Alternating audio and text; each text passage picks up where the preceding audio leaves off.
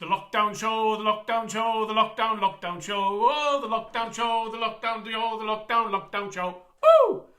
Right, just finished on that. And this morning, I've achieved further than I've ever achieved before. And I haven't worked it out yet, but 56.3 kilometres in 1 hour and 40 minutes. Now, what are we going to talk about? What have we learned in the last 7 weeks? Because I think it's coming up 7 weeks.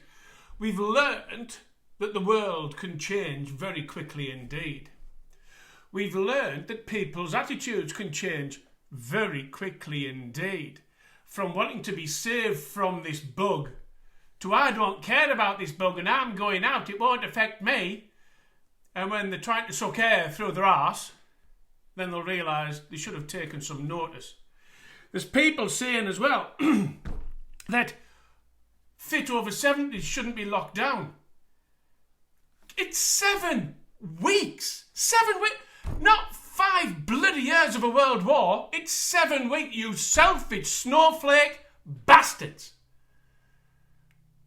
And it really grips me. I know people are going to say about this, well, everybody else is out and I don't want to be locked down and I want to go to B&Q and I want to buy a fat bastard chicken friggin' Kentucky friggin' most expensive chicken in the world box. What for? I want to buy more beer. Why? To empty your bloody bank account? There was a guy I saw on Facebook and he made a video of him drinking from a bottle of wine. His face to his shoulders was just one neck. Because it just bleh, and it was just fat. Bleh, really? Hallelujah, brothers, I've called here today. But I've also learned that within 7 weeks you can change yourself. 8 weeks ago, before this bug, well, it was starting to be talked about, wasn't it? Kind of early this year, so longer than 7 weeks before the lockdown. I'd kind of given up. I'd given up and... I've got an email. I'd kind of given up on life. The first week of lockdown was, I kind of like this attempt at retirement. Sitting in the sunshine, getting a tan, not having to worry about making money, not having to worry about driving a truck. I can just give up. As I wobbled around the house and wobbled out of bed. Early this year, might have been back end of last year, my brother said, shall we go down to Newquay again this year, tenting and everything? Meaning we'll go this year, which would be in a couple of months' time, but I guess we're not going to. And I went, oh, God, no, I don't, going in and out of the sea, at my age, I'll have a bloody heart attack. That was my thinking. Now, put it into perspective. I'm 61 and a half, well, just 61 and more than a little bit and a half, 62 in October. And my mind had given the impression to me I was over the hill. Because of my age, because I'm insulin dependent diabetic, because I've got severe arthritis in my shoulders, because this time last year, I was having a scan for heart issues. Turned out I've got a very small amount of calcification on one of my arteries, whatever it was. And I had what was called a dobutamine test. And you lie there and they've got the scanner and everything and they inject chemicals into you to artificially induce your heart rate to go up. And mine should have been around about 130, I think they said it was. Should have been around out there. But they put it up to 160 and they said it coped really well, no problems whatsoever. Accident back in the last year, I've had a scan from the abdomen and pelvic area. No issues whatsoever. I had a head scan. No issues whatsoever. They said there was quite a bit of blank space, but no issues whatsoever. So really, I've had an MOT in the last 12 months. How many people have had that? But I still felt as I was too old and I couldn't do this stuff. All of a sudden, after 7 weeks, I'm doing 100 minutes, 56.3 kilometres. And I could go more. I'll explain why more. Because the pain when you first get on. After 15 minutes, the pain in my legs, oh my God, the pain where the crack of my arse should be, you know, I've got a Barbie bum, is and I even bought some cycling shorts. I'm not going to show you what they look like because, oh my God, you'll never be the same again. Some things you just shouldn't see. But if you keep going, that pain goes away, but then it comes back, and then and I've only got 53% lung function. What the hell am I doing on that? I'll tell you now, I feel fantastic. What a tremendous achievement. For me, what a tremendous... I'm losing weight. No longer do I wobble around the house and wobble out of bed in the morning. No longer do I have to use a mirror to see me willy. But... more like a bloody magnifying glass. Anyhow, what I'm trying to say is you can change in such a short space of time. 7 weeks. At the 100-minute point, I could have kept going. Because the body was starting to feel and generate, and the endorphins were going, come on, let's keep going, man. My legs started to fizz. Warm and feeling brilliant. And that's because the mind had all of a sudden said, this twat's not giving up. Oh, fair enough. We'll make him feel good so he can go further and make himself feel better. It's just swimming off the sea, or in the sea off Newquay Beach or Fistral Beach, bring it on. Is all I've got to say. So that's what I'm starting to learn, is that things can change, the body can change. We used to say back in the day when we took the recruits in on the recruit training, when they first joined Long-Haired Yetis, they would meet me and several other people. And then I think it was after 6 weeks, I think it was, they got a long weekend to go back home. The amount of parents that used to come up and thank us. Oh my God, you've changed my son from being this lazy bastard with clothes all over the floor. He now wants to iron his own clothes. He now wants to wash his own clothes. He's saying yes, please, and thank you. And when he's going to the pub with his mates, the birds are going, hey, I want to be part of your team. Let's go, big boy. So we knew that things could change in such a short space of time, but as we get older, we stop thinking about that, don't we? We start thinking about our bloody death room, and apart from wanting to be retired, that's 1 foot in the grave. What would you achieve by sitting outside on a bench in the sunshine apart from this beautiful town? What would you achieve? Nothing. You're going to die. You're not going to leave a legacy. You're not going to leave sod all. When you've gone, everybody forget about you like that. And then I thought to myself as well while I was riding along, what have I actually done? Let me show you what I've actually done.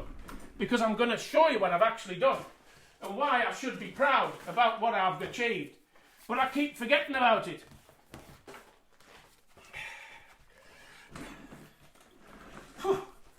1, 2, 3 books I've written. I've written 3 books. I've produced 800 videos or something like that. I can't remember. It's on YouTube. It tells you how many. About 800. I've achieved that. I've done so many websites. I'm top of Google for so many things. Achieved nothing. I've achieved so much. When was it? October last year. At the age of 61. Was it October? No. Yeah. Aye. September, October. I got me Class 1 HGV, big boy Arctic, bendy bit in the middle. I was over 60 when I did that. Incredible. So when I think about what I've achieved, should I, on that bike, die? There's a bit behind, isn't there? I want to do more. I've been inspired. I want to do more. Retire? What do I want to retire for? You might as well throw yourself in the grave. And as for just sitting there on a night and drinking beer, if that is the sum total of your life, you need to get out more. You really do. Stop eating the fat bastard bloody food. There's no need to go into McDonald's. There's no need to go into these places. There's no need. The body doesn't need it. It might taste nice, but you don't need it. You can cook food at home, which will be better. You don't need the tins of beer to keep a brewery going. What for? To make you feel good?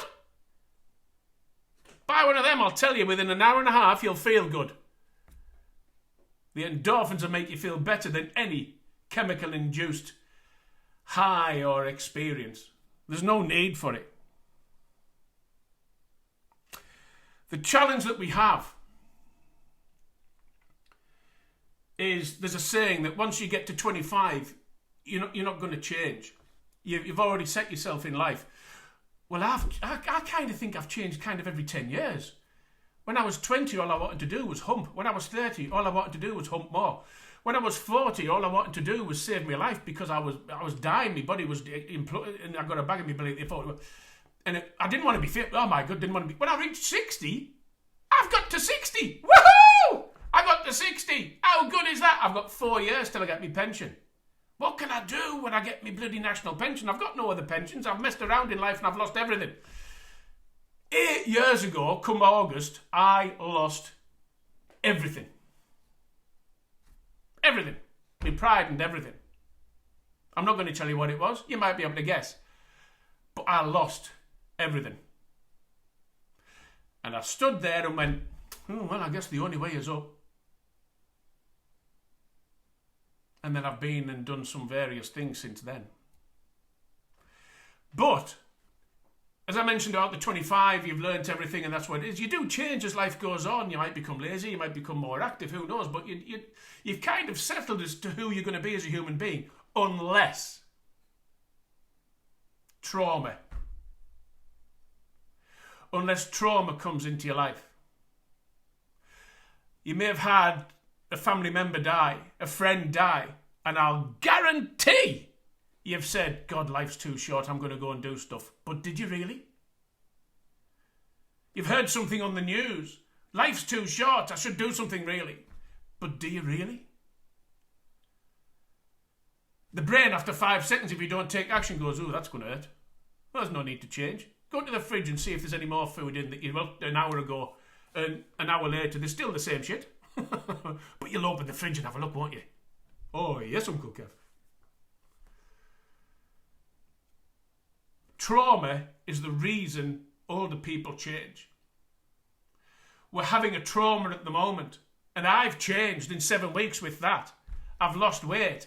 I've become more active. I've become more excited about what the future could hold, and I've been invited across to India to a group of guides around Mumbai to ride with them, hopefully to make a film with them as well. Brilliant! I can't wait! That's what I've learned in 7 weeks. 7 weeks. What have you learned in 7 weeks? Right below. I'd be interested to find out. Have you learned anything that's fantastic? Have you learned something that you wouldn't have learned because of this trauma that's going on, this bug war? Read a book. Books are the greatest mentor on the face of the planet. But you don't just have to do books. You've got YouTube. Years ago, we didn't have YouTube. We learned from people. Now you can learn from people that you've never met. And knowledge is the greatest teacher in the world. If you've got something you think somebody's going to learn from, get it out there. Record it. As somebody who watches this, do the Fat Man Show, because that makes me giggle. 7 weeks, the world has changed. You have changed. Have you changed for the better? Have you changed for the worse? What are you looking forward to? I really, really hope it isn't. I'm looking forward to going to the pub. I'm looking forward to going to McDonald's. I'm looking forward to going to Kentucky. I really, truly hope it isn't that's what you're looking forward to. But the choice is yours. So, as I look for my button, something else I've learnt as well. 8 weeks ago, I was on blood pressure tablets. I'm not taking them anymore. 7 weeks on my bike. My blood pressure, it's just it's the top end of normal, but before it was way over. It isn't anymore. The body's changing. Bye-bye for now.